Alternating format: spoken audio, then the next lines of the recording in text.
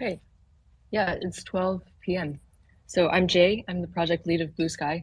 We're an independent organization that was fully established late last year with initial funding from Twitter, and our mission is to further the development and adoption of technologies for open and decentralized public conversations. This Spaces event is hosted by the Bluesky community, which is a broader group that initially started out of a Matrix chat room Twitter convened in 2019, and members there included Golda and myself, and some other people here in this room like Tim. And then that initial chat room grew to become a larger public forum that is used for discussion and debate about decentralized protocols, and it primarily lives now at the Bluesky community Discord. And so the Bluesky community has been organizing these Spaces events, and if you'd like to get involved in future Spaces, you should go to the Discord, which is on the website, blueskyweb.org. And I'll let Golda or Robert take it from here. Thank you, Jay. This is Robert Schwenker, and along with Golda Velez, I co-organize the Bluesky community. Today, we present Decentralized Reputation and Moderation by a number of panelists who will soon introduce themselves. We've also been having these series, these Twitter Spaces, since last October. We had a series on identity, on decentralized storage systems, and we'll also be having upcoming events in next week. We'll have a kind of a builder series with Mark Nadal, and then also we'll have events in February and March. Please stay tuned for dates, times, and topics. Tentatively, we have February 24th. It's a Thursday, I believe. We have an event, a Spaces event like this around the topic of user experience. So we will have this full hour of conversation and then break out into a Q&A starting approximately at 1 p.m. Eastern Central Time. So I will now hand it over to Golda Velez, who will begin to frame the topic. And again, please feel free to post questions as replies to us, and we will get your questions in the next hour. Golda, please take it away. Awesome. Thank you, Robert. And I'm going to go ahead and time myself. We are going to keep this very tight, at least the introductions. I'm Golda. I'm a senior software engineer. I did risk and fraud at Postmates for about 2 years fighting organized credit card fraud. I've also done a lot of human rights work. I'll talk more about that in a sec. And last, I raised 4 teenagers, and that's been super helpful for trying to herd the cats in the decentralized developer community around Bluesky. You're welcome to join that in the Discord. We have all kinds of projects going on. So, reputation and moderation, what does that look like? Some folks say there shouldn't be any moderation except for users deciding who they want to see. Some see the main issue is censorship, others privacy, others see the coordinated disinformation attacks on the entire network. So when you have disjoint viewpoints like that, a non-overlapping perspectives that we have in this room, I think it helps to have concrete examples, so stories and test cases. So let me tell you a few user stories, and I'm going to propose a test framework for what makes an okay reputation or moderation system. I know people in different places. A friend of mine in Myanmar, you might have heard some stories about a military junta there. She told me that just the factories there are dangerous. The workers pretty often lose a hand or a foot working in those factories. But the companies only pay compensation if the story blows up on social media, not just if it's reported, but if it actually goes viral and a lot of people see it. I have a friend in China who told me that critical posts against the CCP are not always removed, and the poster doesn't always get in trouble. But popular critical posts are another story. You guys may remember a guy named Jamal Khashoggi. I was told by someone who knew him, I don't know if this is true, that the week before he walked into the Saudi embassy and didn't walk out, he was overheard making a plan to provide uncompromised phone cards to Saudi bloggers so they could post freely on Twitter. Don't know if that's true, but I do know that another Saudi blogger using a pseudonymous account amassed a lot of followers, making satirical and critical posts. And he was geolocated by his IP address and kidnapped with no contact to his family for 3 years. He's now been sentenced for 20 years for tweeting from a popular account. So I could go on. These are just from personal knowledge. There's also the doxing of individuals leading to death threats against their children, vitriolic disinformation that was correlated to the bombing of a synagogue recently, coordinated disinformation attack in a non-English language on Facebook that led to the massacre of about 24,000 Rohingyas in 2017 and since then.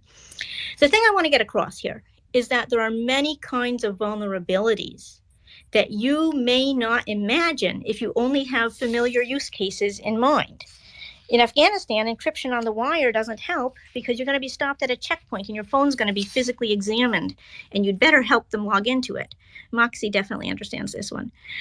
You have to think about all the different kinds of stakeholders, and you have to include them in the conversation. If we only talk to each other, it's going to cause harm. So here's some different stakeholders. Regular user, he just wants to see stuff in his feed that he likes, not have to see anything he doesn't like. Server administrator wants to make sure people don't break the norms. Companies want to make money. Vulnerable people, and this is a minority of users, the very few who are maybe speaking truth to power or otherwise offending some powerful person, they can get hurt without any of the regular users really being bothered. So in this case, a market solution may not do the whole thing. And then there's bad actors. There are stakeholders, but a different kind of stakeholders. They have real world stakes on the table that go beyond social media. They might want to harass someone, do a little phishing, con game, make some cash. They may want to influence an election, get control over a country's treasury, get control over its military. If they already control the country, they might want to eliminate their critics. And remember, the moderation systems itself will be exploited. When Turkey invaded northern Syria, a coordinated set of trolls reported on a Kurdish journalist, got him banned right during the invasion, so he couldn't live tweet on it. So it's very hard to predict the implications of the rules you'll make. It's not that easy. So if I have one appeal, it's to accept test cases that can disprove an approach. If you can't be disproved, it's not science. So you have to have a way to disprove that what you're doing works. So the test case I propose is that if someone is harmed in a material way as a direct result, or maybe an indirect result, of activity on a social network, there has to be something to do about it. Now, not to prevent all harm, that's impossible. But my proposed test case is that when harm occurs, there has to be some kind of feedback loop, some incremental push towards an action that can occur in response. And if there's absolutely nothing that can be done when someone is harmed in real life, then that system fails to test. So there's a reason we have both markets and we have justice systems. It may take more than one type of approach to do this. So with that, let me introduce you to our guests. We are going to be pretty quick. Federico Ast, founder of Kleros. Federico, you have 3 minutes. I would love to hear a little bit about Kleros and your experiences in doing this. So thank you for being a guest here. I'm trying to add Federico as speaker. However, I don't see him listed as speaker yet. I think I already made him pending. We can go with Ro first and then Federico. Ro, are you able to unmute?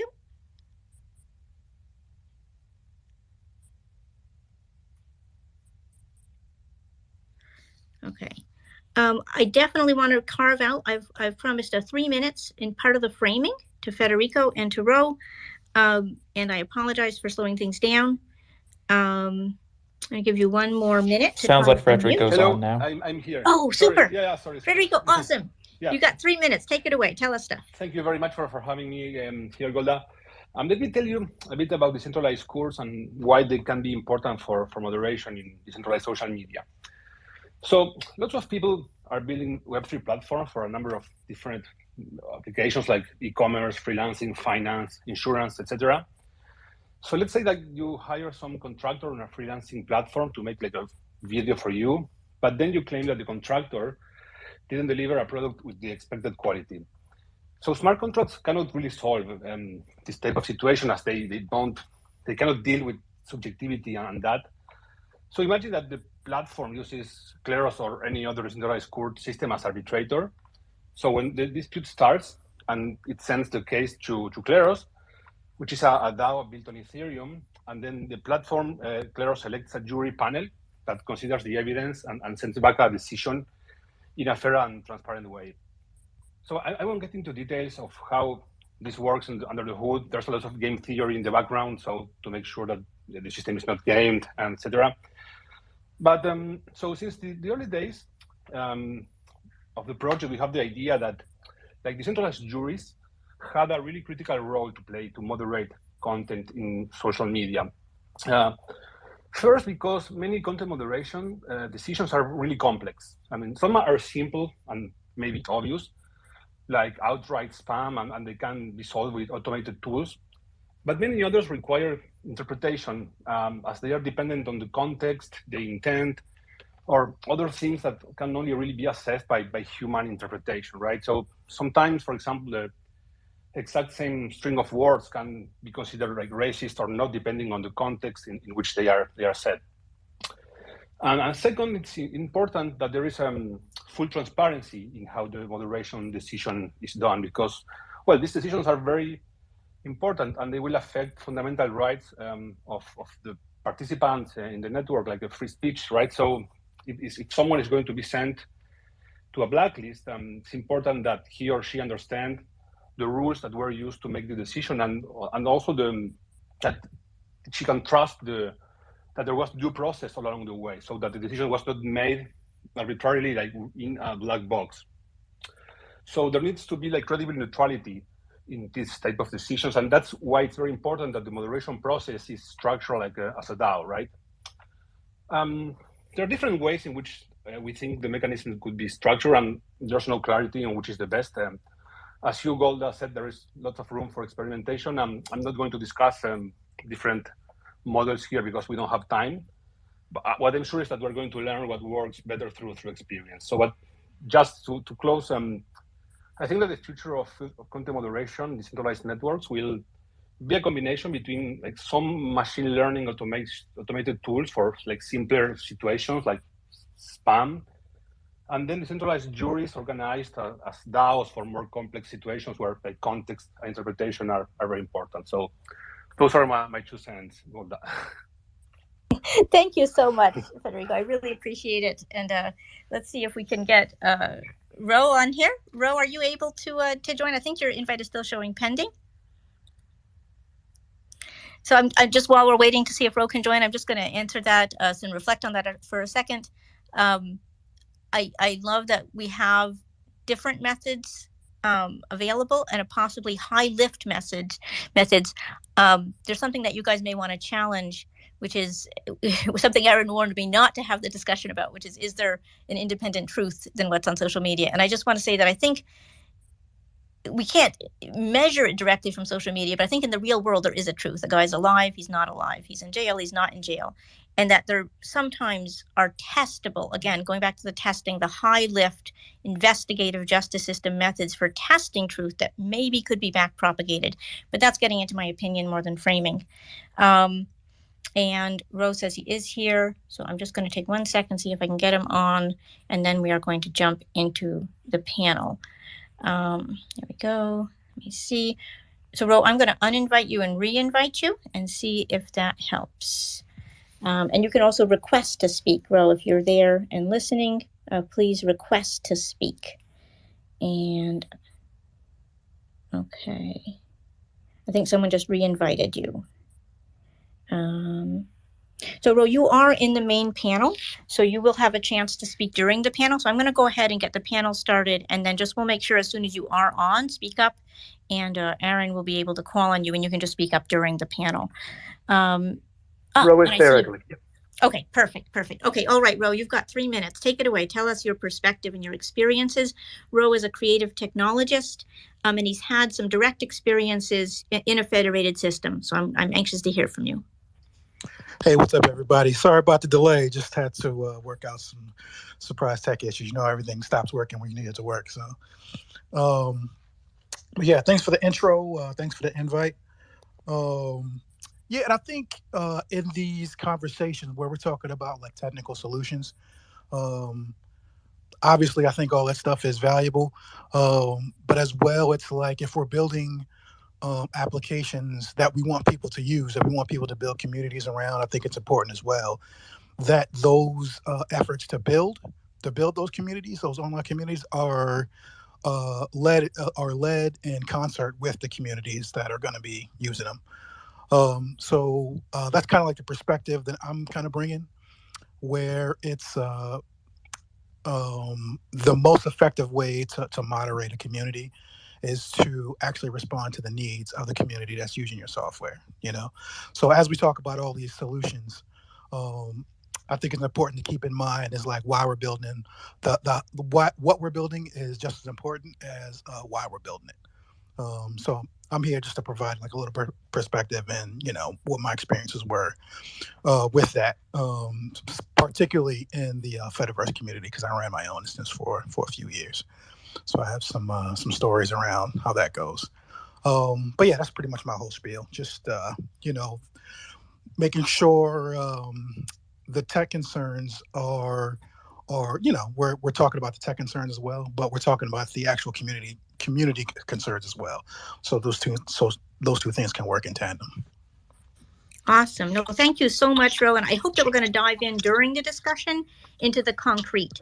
I think that'll help everyone not be talking past each other, as when we have different assumptions, we can dive into that concrete, and hopefully you'll get asked exactly what did happen on the Fediverse, and what and how did those tech concerns actually impact you.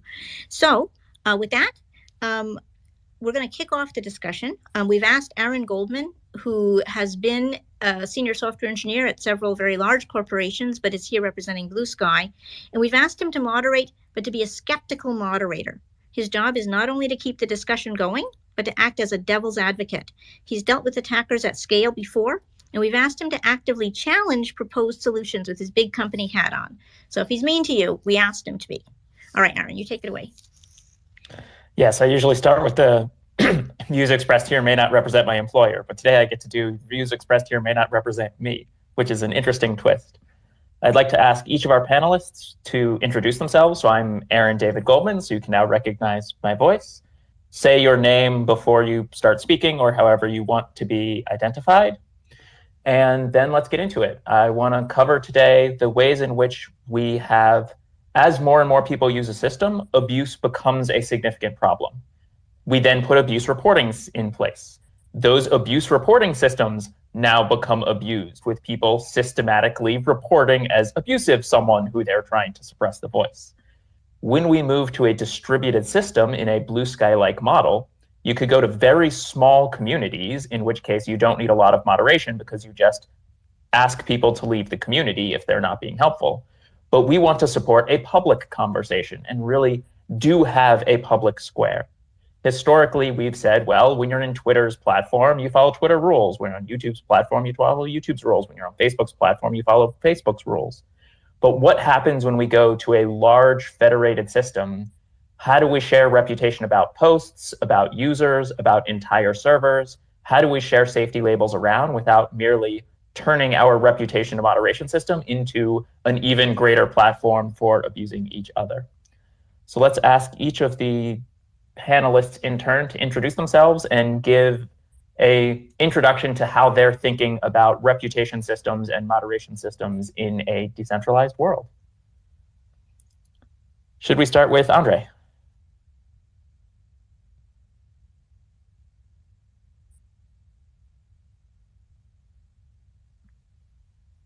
Who appears to have dropped to connecting. How about Matthew? Can you start? Yeah, sure. Hi, can you hear me? Hopefully so. So I'm Matthew Hodgson. I'm project lead and co-founder of Matrix, the decentralized communication protocol. Also, day job is CEO and CTO of Element, which is the startup that we set up in order to fund Matrix development and be a flagship Matrix deployment. And what we have 47 million users on the network and about 80,000 deployments, and an awful lot of abuse of all sorts of different flavors. And so we have a 7-person or 6-person trust and safety team at Element who do nothing but build decentralized moderation systems in order to try to empower the users of Matrix to make sure they can filter out the stuff they don't want to see on their terms, rather than any centralized authority determining what they can see or not. Thank you. Wes, can you introduce yourself?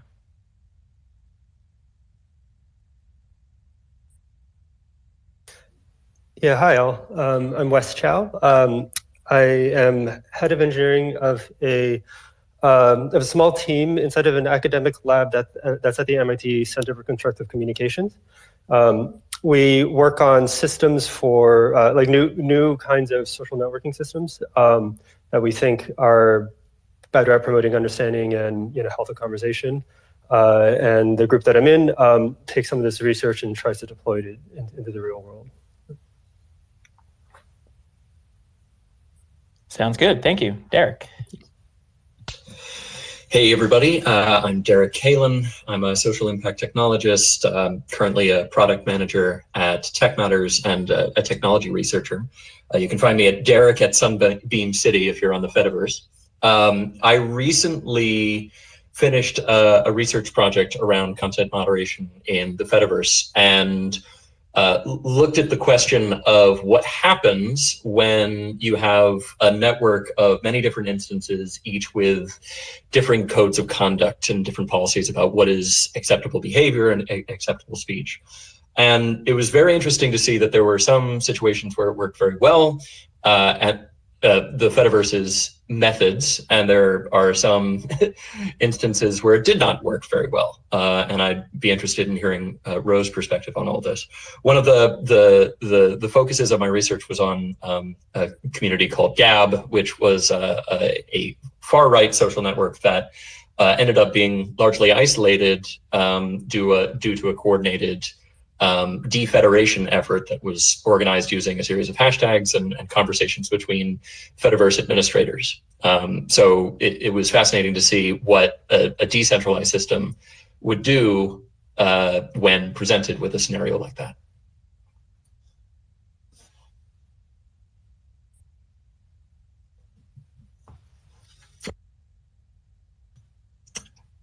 And looking forward to talking about it more. Awesome. Ro, did you want to follow up on that? Since you're also in the panel, you can go ahead and just maybe follow up a bit on your proposed solution or your specific problem here if you like.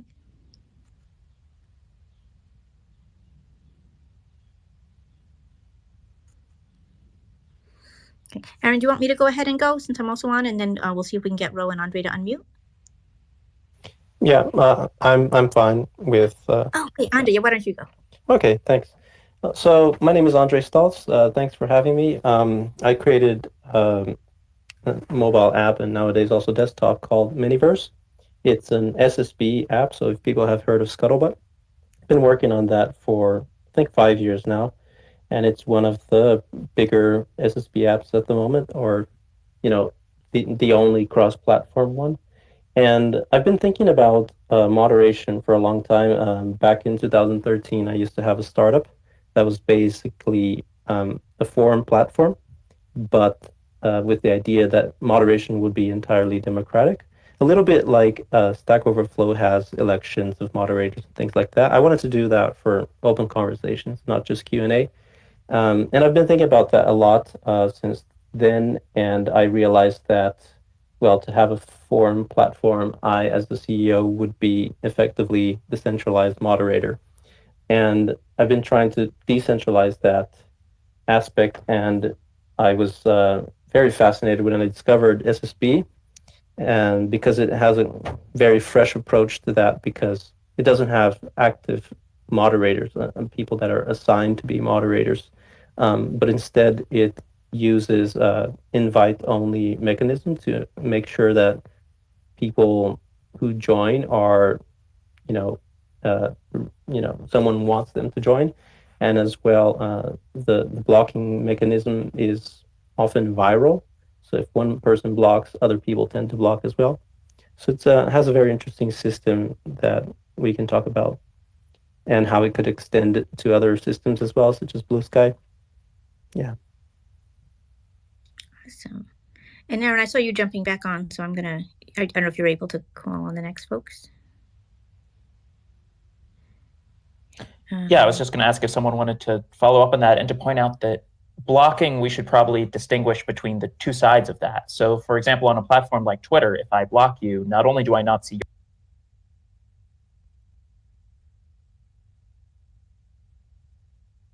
I think Aaron got cut off. Yeah, I think the blocking is really important. And I'm just going to continue what I think Aaron was about to say, which is on Twitter, when you block someone, not only you don't see them, but they can't see you and react to your posts. And Ro, I don't know if you want to speak to that. I think that was part of what impacted you. Is that right? Yeah. Well, there's this inherent thing about trust that's kind of easier to implement on centralized platforms. like Twitter, for example, where everybody kind of plays by the same rules or supposed to play by the same rules. That particular point of trust gets kind of sticky when you go outside of centralized platforms to decentralized platforms, because there's no expectation of trust between platforms. Like the blocking point specifically is a great example of that, where it's like for instance, when I was running my instance, you could say I could block a individual user, or I could block an entire instance, so they wouldn't be able to send messages to me directly, but my content was still visible to whoever wanted to use it, despite the fact that I had blocked them on a server or individual level, right? So that's a big distinction from what happens on Twitter and Instagram versus what happens in decentralized systems. That block really isn't honored when you go and to like other services that want to interact with your server. And that particular feature was talked about like at length for a while when I was running one of my instance, and as one of the big ones, as far as like one thing that kind of enables harassment in particular communities. Okay, awesome. I see Derek has his hand up.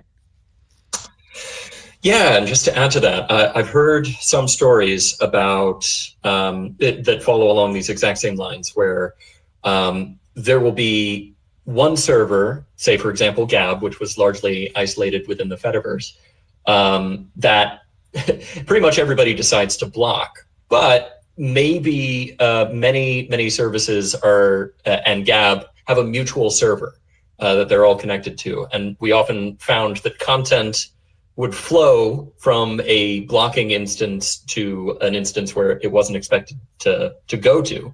And it's just a nature of not everybody inherently following the same policies and different technology tools, just not agreeing to speak with each other on those terms. So it's an unfortunate side effect. And just to follow up on that, and then I really do want to jump to Matthew and Wes.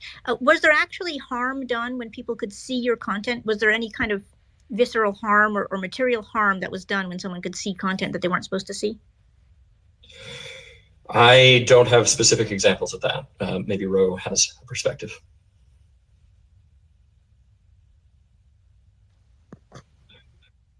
Oh, well, yeah. I have many examples of people using people's information and content to incite other people to come and harass the specific targets, right? And that can be as simple as, somebody sending a hurtful message, a hateful message, slurs, which was my experience. I pretty much experienced that for the full 3.5 years I was on.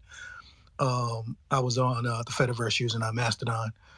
And there are some more extreme examples where people will use the information that's being displayed to actually find out a person's physical location and like their addresses and things like that, and use that information to dox them. You know what I mean? So it's like it was a pretty critical flaw in the system, quote unquote flaw in the system, that was exploited consistently to cause harm to specific communities, specific marginalized communities that wasn't really being addressed adequately. So these instances of like harm being caused pretty much happened like over and over again. Okay, and I think Aaron, I think I re-enabled you if you wanted. I was thinking of jumping to Matthew because I'm wondering if he experienced similar things on Matrix and how that was dealt with. Sure. So in terms of stopping other people from being able to do stuff with your content, I guess we're taking the approach that if you send a message to somebody, it's at best a kind of gentleman's agreement that they're not going to, that they're going to get rid of that information if you ask them to. We have that in Matrix. We have redactions. We have the ability for you to delete something that you've sent to somebody. But there is every chance that user has, of course, taken a screenshot or taken a photo with their phone. When you say ask them to, you mean something that is part of the protocol, or? Precisely. Yeah. So it is level, I have said to delete it, and your app could theoretically honor that. You're not waiting for someone to respond to, say, a human language, hey, please delete this thing. Yeah, so I'm talking about it in strictly protocol terms, that we have built into the protocol this honor code that if I delete something, then I hope that you will also delete it from both your server and from your client. But there is obviously no way that we can enforce that. And the only way we might try to would be via DRM, which poses an enormous number of different problems, and we definitely don't want to go there.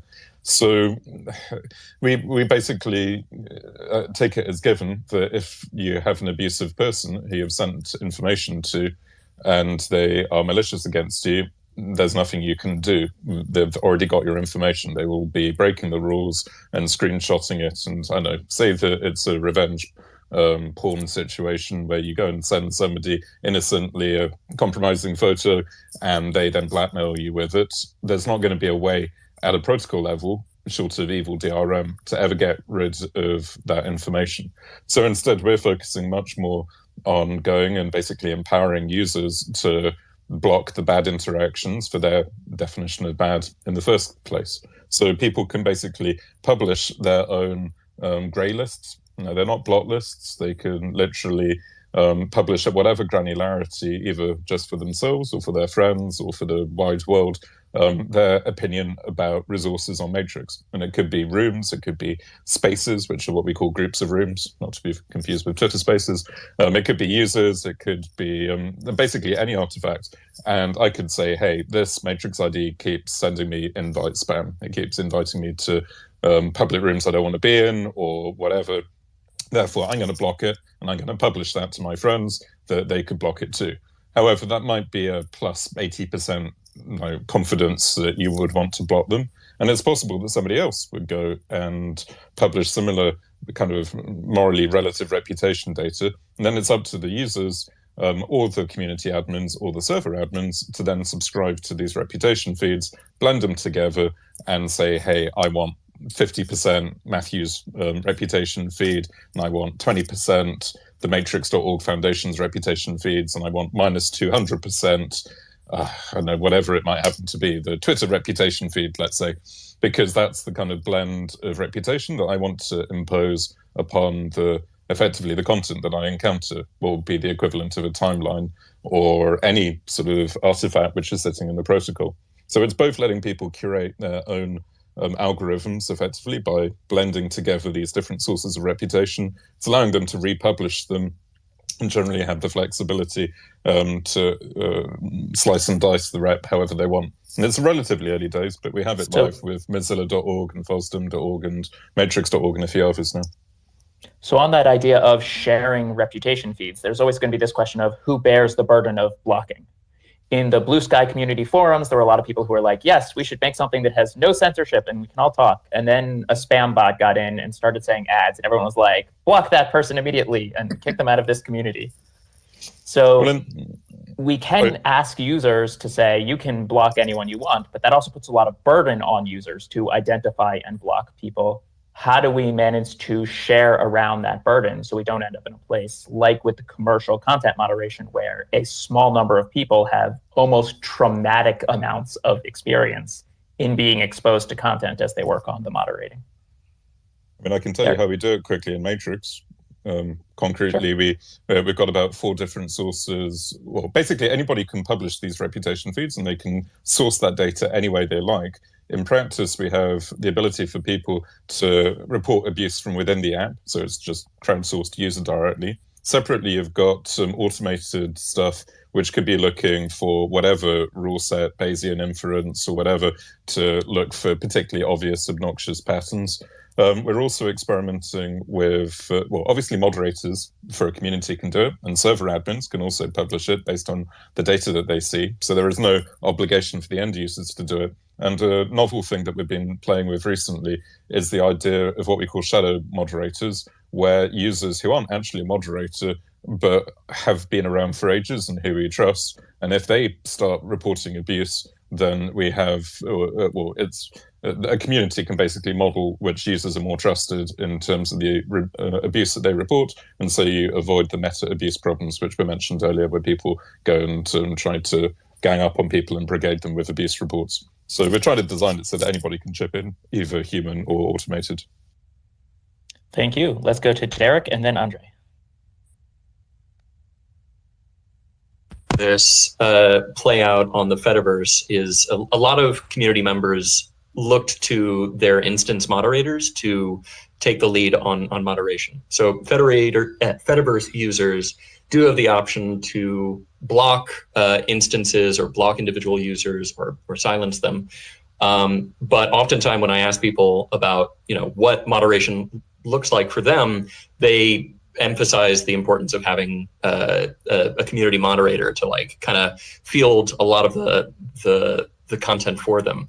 There was this use case where the administrator for an LGBTQ focused instance, he received a report about content that was using racial slurs against indigenous groups, and the user themselves could have blocked it individually, but they ended up just forwarding it to their moderator, and the moderator did a little bit of extra research and found the origins of the server, found the post, found that the poster was an admin of the server where the post was coming from, and found that the code of conduct of that server was very, very different in terms of values from his own, or their own, I should say.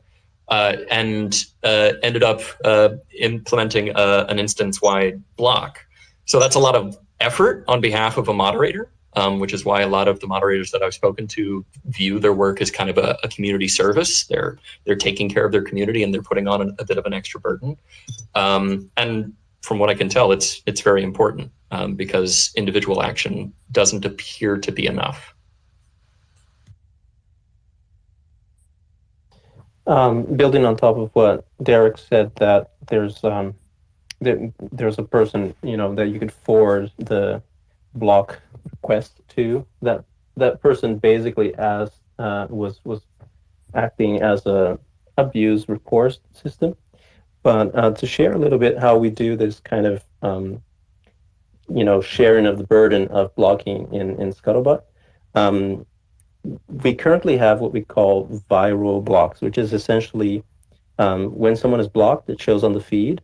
Well, to be a bit more accurate, let's rename blocks to hides, because that's what it does in practice. There's no mutual, you can't see me, I can't see you, so it's just hide. But we see that on the feed, and it's encouraged that other people will also do that. So just kind of like you have tweets and you have. It broke up, Andre.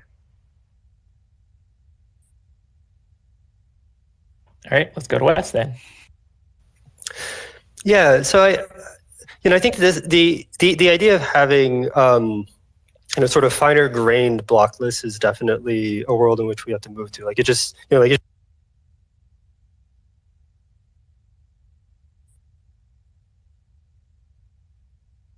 So you have tweet and you have retweets. In Scuttlebutt, we sort of encourage that people re-block or re-hide that feed. But also a more sophisticated method would be doing this automatically. And a friend of mine goes by the name CBLGH on GitHub, at least. He has made as his master's thesis a new algorithm called Trustnet, and it's based on previous existing research. There's another algorithm called Appleseed that calculates automatically that if I have these friends and they have blocked this bad person, so automatically that would also hide for me. And it's deployed in Cabal. It's a decentralized chat system, and we really have concrete plans to deploy it also in Scuttlebutt. And I think it's a somewhat general approach that you could automatically calculate, this person is most likely to not be desired in your space. So you can automatically not have them show up.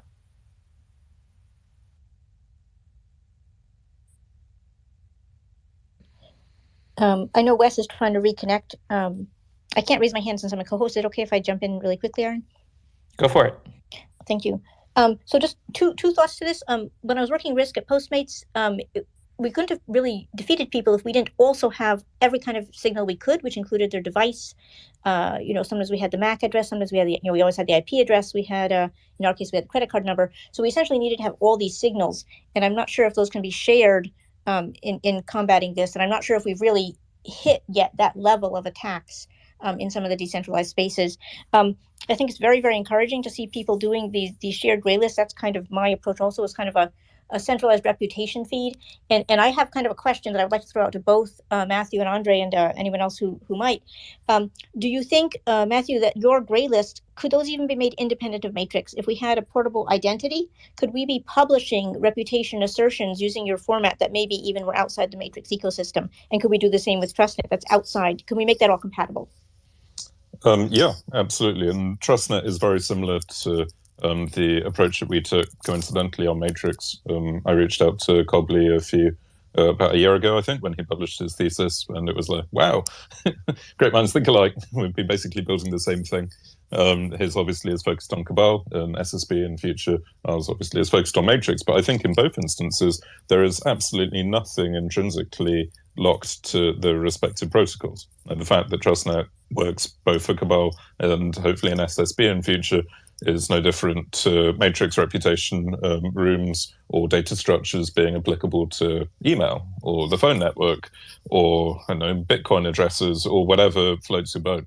So we see it almost as trying to solve the social problems of this big relative reputation system, which is basically modeled after real life in terms of you trust who you hang out with, and you end up with gravitating to your tribe, and you have multiple different tribes and different personae, and sometimes you might have high rep in one tribe and low rep in another, all that good stuff, which for whatever reason in centralized, well, people have always gone centralized in the past, but by going and just recognizing that the world is grey and everything is morally relative, and who knows which country is the good country in some random aggression that might be happening at any given point, we're basically putting that back in the hands of the users for everybody, and that can apply to Matrix or anything.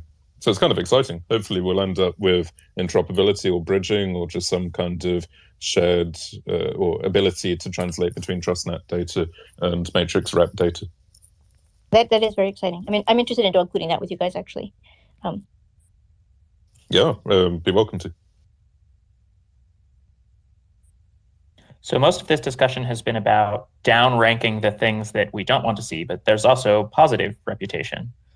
Most people, when I meet them as a total stranger, they don't inherently have a lot of trust by me until I get to know them and I feel reason to give them trust. Do any of the panelists have opinions on positive trust and something that's built up, reputation of a key? How much does friend of friend matter? How about friend of friend of friend or friend of friend of friend of friend?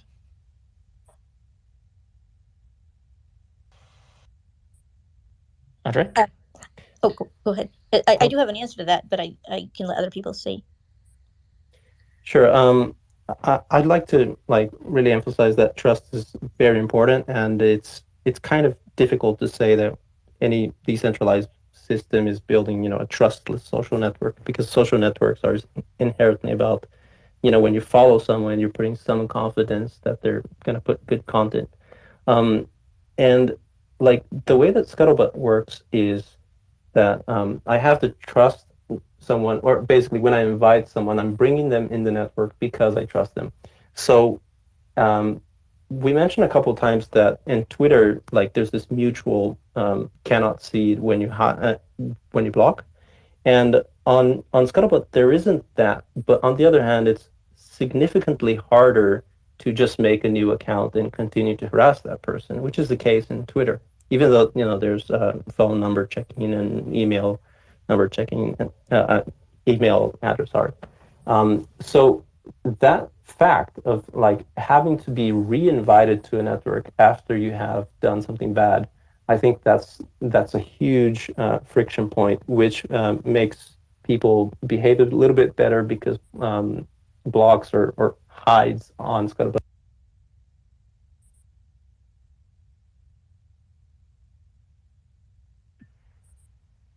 Sorry, Andre, it seems like it broke up again. Yeah, Andre broke up. Golda, would you like to go? Well, I think Derek and Matthew have their hands up, but put me after them. All right, Derek.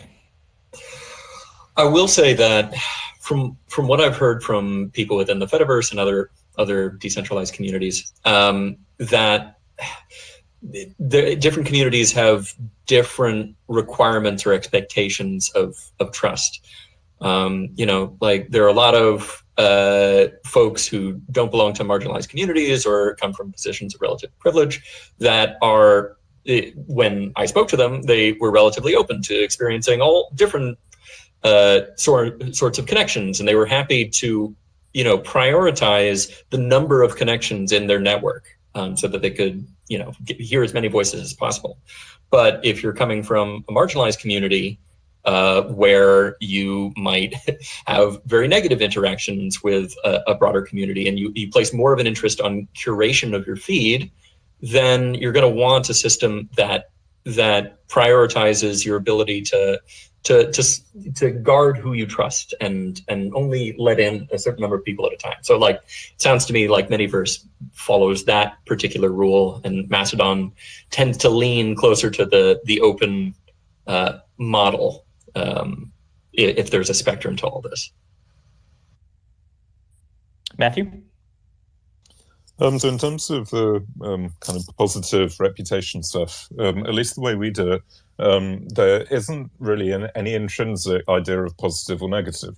So you could go and push out a grey list that is, say, I don't know, the best cat content anywhere on the internet, and you go and create all of the best cat picture rooms, etc. And depending, obviously, on whether you like cats or not, you might either rate that as plus 100%, give me all the kitten photos, or minus 100%, keep the kitten photos the hell away from me. And the infrastructure can be used for both, which is obviously great in terms of helping people find good stuff for their definition of good. But it highlights one of the huge problems of Trustnet and the matrix approach, that this relativity means that if you do go and curate really nasty stuff, then you could also be using that could then be abused as a way for the bad guys, for whatever definition of bad, to go and find the bad stuff too, as much as the good guys block it. So there isn't really this intrinsic idea of hiding or showing things, and it's one of the more challenging bits because, for instance, on the negative side, we work with the Internet Watch Foundation in the UK and NetMech in the US in terms of dealing with CSAM-style abuse on the network. And they have their big hash lists, which everybody knows about now, of all of the abusive content that you really, really do not want to have on your hard disks anywhere. But the thing is that we can't just set that up and bridge it into Matrix reputation, because that's pretty sensitive data in its own right. You can imagine that in the wrong hands, this huge collection of hashes of known bad content could be used to spider the net or go and search through big binary repositories in order to identify the most unpleasant stuff there possible so that people can hoard the worst stuff. So you end up in both a really interesting social dynamic where the reputation systems need reputation systems, and you might almost need to deliberately break the open decentralization to some extent and have trusted groups of people who are allowed access to those reputation lists. Just like today, if you want to get access to the NetMech or the IWF hashes, you need to prove that you're not doing so with nefarious motives. So I know it's not precisely the question about positive friend of friends and friend of friend of friends and how we can surface the good stuff. It's more pointing out that in a decentralized world, the challenge of surfacing the good stuff is the same as the challenge of hiding the bad stuff, and it is prone to some really exotic meta abuse problems. Yeah, the gray list sound like an interesting concept of, it's not about allow list or disallow list. It's about these things have something in common, and either you want more of that or less of that. Golda, did you want to go, and then Rob? Yes, great. So yeah, I just want to speak from the manual exercise point of view. Friend to friend is extremely important in human rights work because basically we actually do exactly that. We manually execute that, where we have families of people who've been kidnapped, and we actually introduce the family members to volunteers. And then the volunteers try to make contacts with powerful people. And sometimes we've even been able to introduce the family members to board members who have impact. And we've actually had some impact from that. So implementing friend-to-friend in a manual way actually has a huge impact in the real world. And I just want to say that I think there's some really, really valuable things that happen in the real world that we're not capturing in code yet. For example, reporters being able to say that I have a trusted source and I'm going to stake my credibility on the fact that what this source says is true, but I'm not going to reveal my source.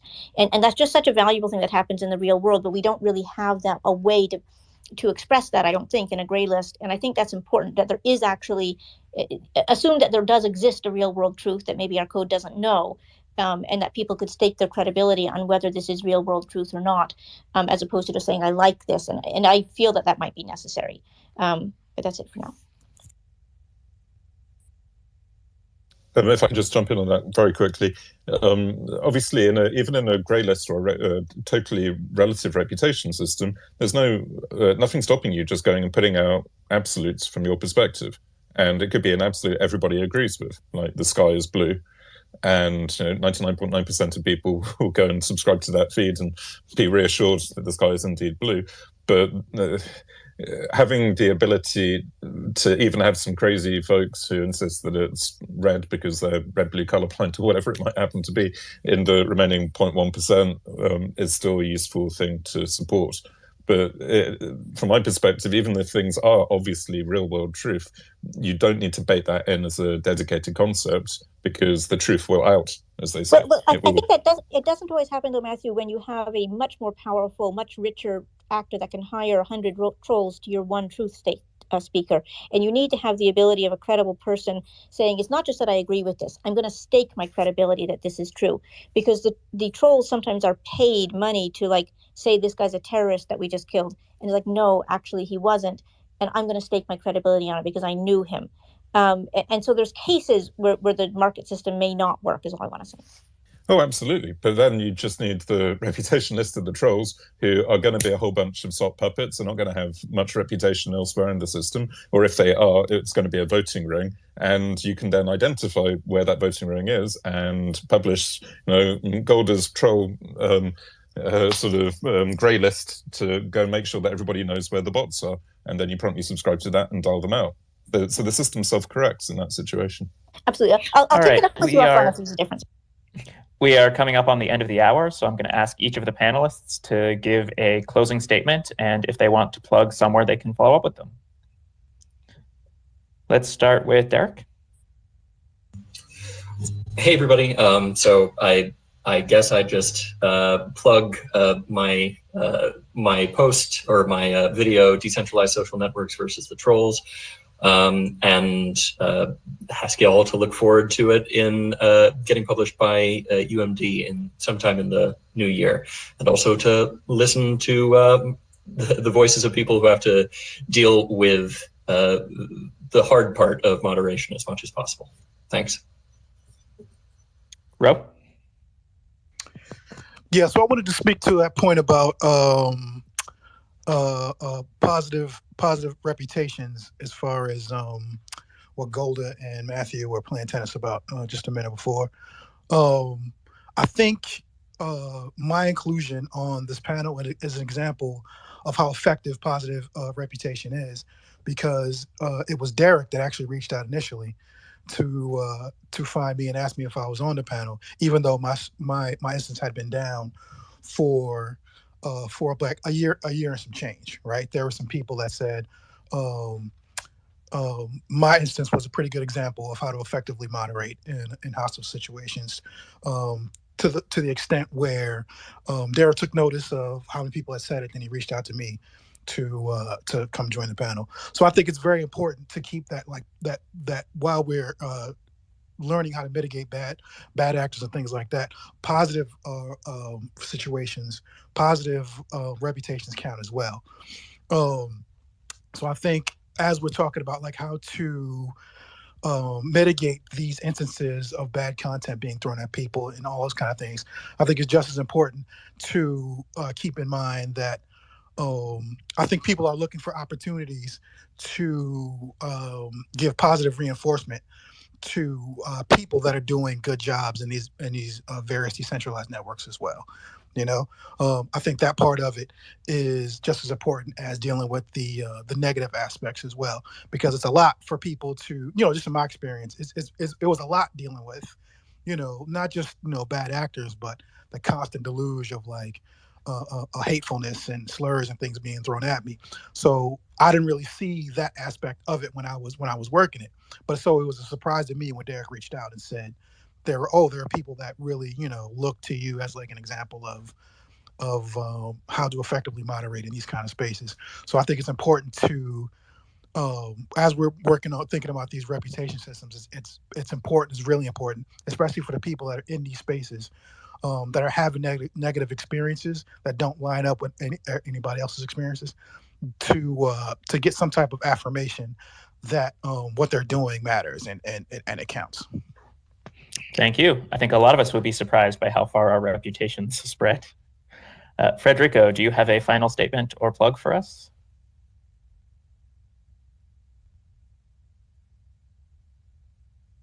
Hello, can you hear me? We can hear you.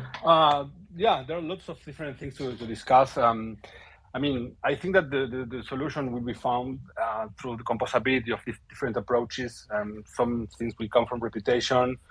I think some other solutions will come from automation, and I think also from decentralized juries. So really happy to be part of the community and looking forward to discussing this further with all of you guys. Wes, have you fixed your speaker status just in time to give a closing statement? Any references that you'd like to send us at? Oh, I hope so. I had to reinstall Twitter onto a totally different device.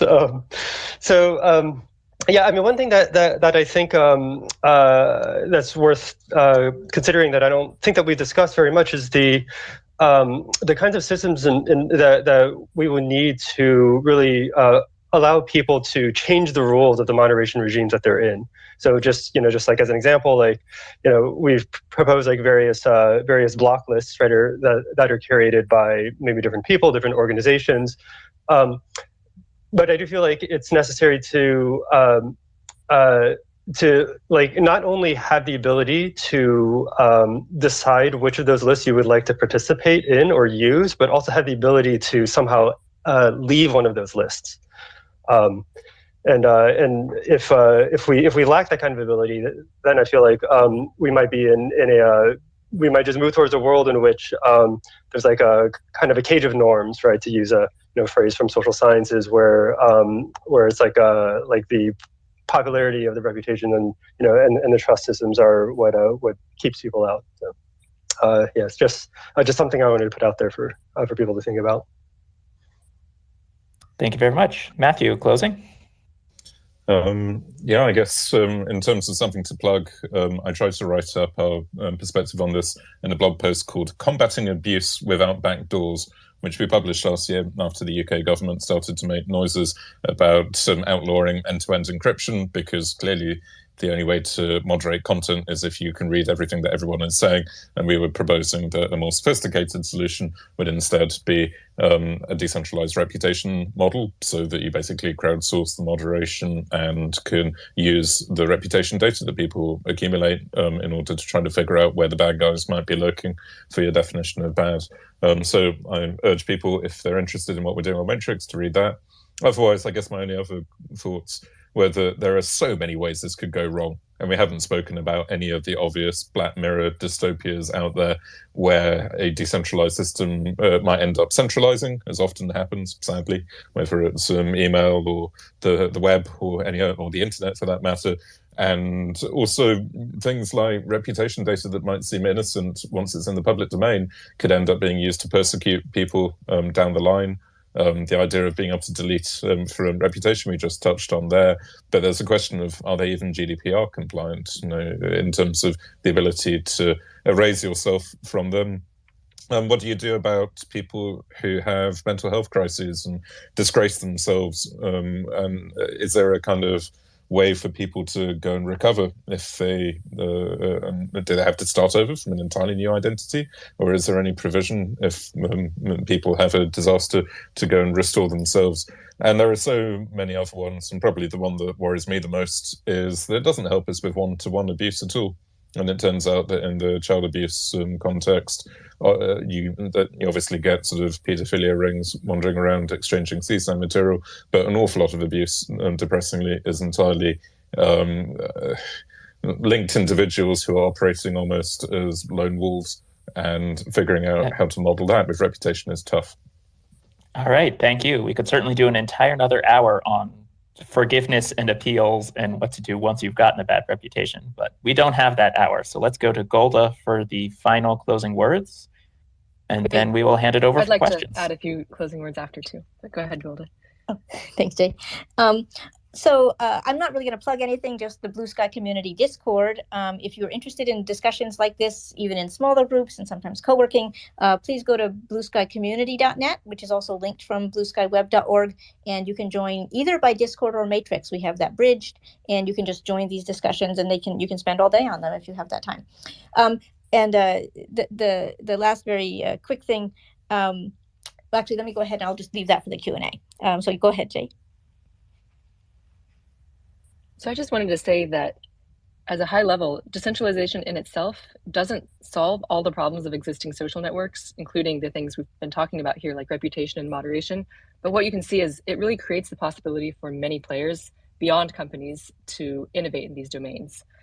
Like, for example, today we've heard from builders working on different protocols, server admins, researchers and app developers here who've all been working on improving moderation mechanisms for the communities that they're involved in.